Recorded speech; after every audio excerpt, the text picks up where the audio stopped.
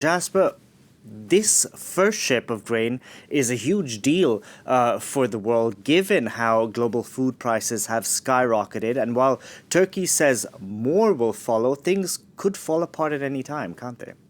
Yes, they could. Look, this deal was signed on July the 22nd, and the next day, Russian missiles hit the port of Odessa, from which the ship has sailed.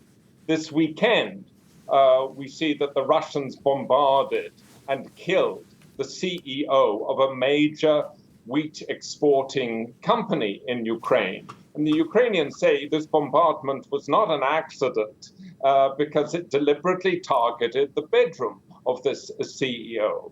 So clearly, Russia does not want the Ukrainian wheat industry to function normally.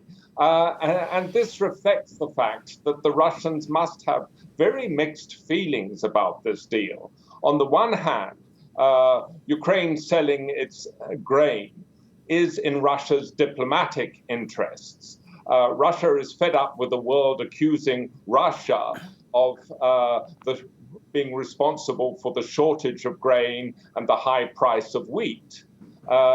This is why the Russian Foreign Minister Sergei Lavrov embarked on a tour of African countries last week, seeing the heads of government in Egypt and Uganda, among others, to persuade them that Russia was not responsible for the shortage of wheat.